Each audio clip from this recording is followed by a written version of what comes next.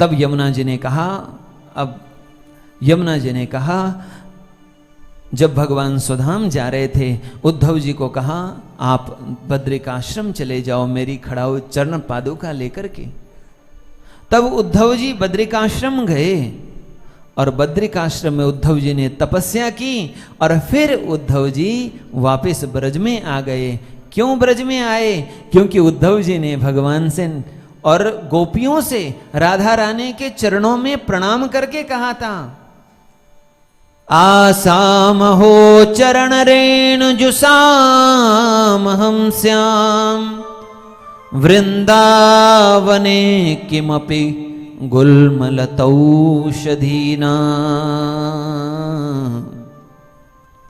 जब उन्होंने राधा रानी के चरणों में प्रणाम किया और उन्होंने कहा, हे प्रभु मुझे ब्रज का वास देना, मैं ब्रज में लता बन जाऊं, पत्र बन जाऊं, औषधि बन जाऊं, वृक्ष बन जाऊं, वहां की जड़ी बन जाऊं, जो आप बनाओगे बना देना, पर मुझे ब्रज का वास देना। उद्धव जी ने भगवान से और राधा रानी से यही वरदान मांगा था, यही कामना की थी। उसी के फलस्वरूप उद्धव जी अब लता पत्र के रूप में ब्रजमंडल में श्री गिरिराज गोवर्धन के निकट कुसुम सरोवर है, वहीं पर ही उद्धव जी रहते हैं। आप लोग जाओ, आपको उद्धव जी जरूर मिलेंगे, आप वहां जाकर के कीर्तन करना। इस प्रकार यमुना जी ने सभी रानियों को यह बात बताई और फिर वह सभी श्री कृष्ण की अर्धांगिनियां महल में आई। वज्रनाभ जी से कहा, परीक्षित से कहा, परीक्षित जी ने कहा यदि ऐसी बात है तो हम जरूर जाएंगे। परीक्षित और वज्रनाभ जी सभी उन श्री कृष्ण की अर्धांगिनियों को लेकर के चले आए गिरिराज जी की तलहटी पर कुसुम सरोवर के पास में, और सभी ने मिलकर के जो श्री कृष्ण का नाम संकीर्तन किया, ऐसा संकीर्तन किया कि वह सभी के सभी अपनी सुध बुध भूल गए और कृष्ण का नाम कीर्तन करते करते, जैसे ही कीर्तन कर रहे थे, कीर्तन करते करते सुध बुध भूल बैठे, तो लता पत्र के बीच में श्री उद्धव जी महाराज प्रकट हो गए। बोलो भक्त वत्सल भगवान की। श्री कृष्ण की तरह जिनका स्वरूप है, पीतांबर पहने हैं, कानों में कुंडल है, श्री कृष्ण की तरह दिव्य कांति जिनमें है, ऐसे श्री उद्धव जी को जैसे ही परीक्षित जी ने देखा, वज्रनाभ जी ने देखा, प्रणाम किया, पूजन किया। आहा, धन्य हैं, श्री कृष्ण नहीं तो कम से कम श्री कृष्ण के मित्र मिल गए। आहा, क्या कहें, ये श्याम को मनाने की राह करते हैं, ये श्याम को मनाने की राह करते हैं कि जानबूझकर कुछ न कुछ गुनाह करते हैं।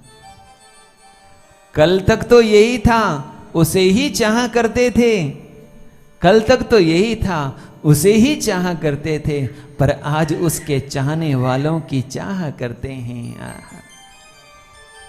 अरे अपने प्यारे का कोई प्यारा भी मिल जाए तो वैसे ही सुख मिलता है, वैसे ही आनंद मिलता है। उद्धव जी को देख करके बड़ी प्रसन्नता हुई और पूजन करने के बाद उद्धव जी ने जैसे परीक्षित जी को देखा, आहा, परीक्षित से कहा, तुम तो भगवान के परम भक्त हो, तुम्हारी मां के गर्भ में ही भगवान ने तुम्हारी रक्षा की, तुम परम भागवत हो और वास्तव में श्रीमद् भागवत के कथा के सबसे उत्तम श्रोता हो, और आपके माध्यम से ही भागवत जी का प्रचार प्रसार पूरे संसार में होगा। और फिर श्री कृष्ण की अर्धांगिनियों को देख करके उद्धव जी ने प्रणाम किया, देवियों आप लोग भी धन्य हो। श्री कृष्ण ने अर्जुन को आज्ञा दी और कहा, आप लोग ब्रज की कामना कर रहे थे ना, आपको ब्रजवास मिला है, आप लोग भी धन्य हैं जो आप लोग ब्रज में रह रही हैं। इस प्रकार श्री कृष्ण की पत्नियों की प्रशंसा करते हुए और वज्रनाभ जी से कहा, वज्रनाभ आप तो साक्षात भगवान के दक्षिण चरण के अंगुष्ठ में विराजमान रहते हो, भगवान के परम पार्षद हो, परम भक्त हो।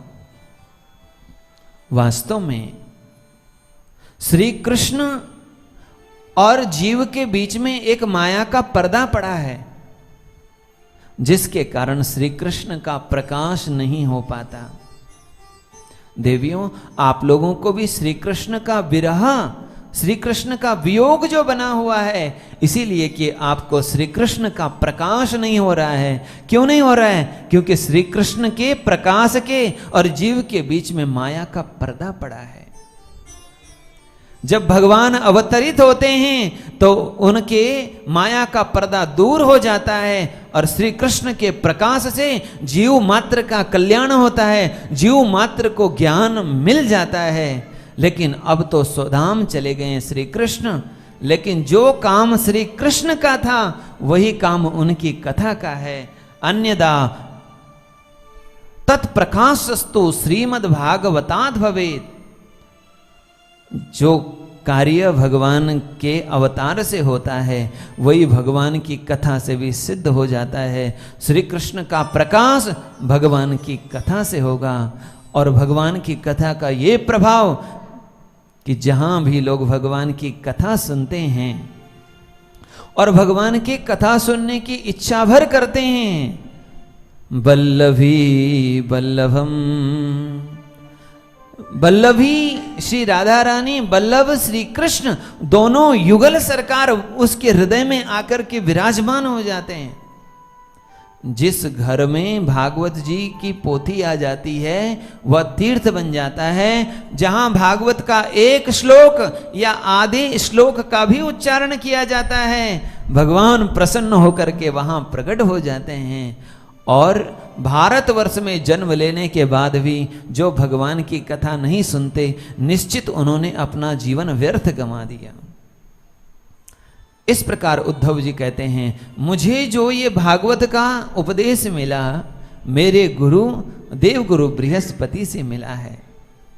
मैं जब देवलोक में गया था उस समय शास्त्र अध्ययन करने के बाद मेरे गुरुजी बृहस्पति ने सभी शास्त्रों का सार भागवत कथा मुझे सुनाई 1 महीने तक।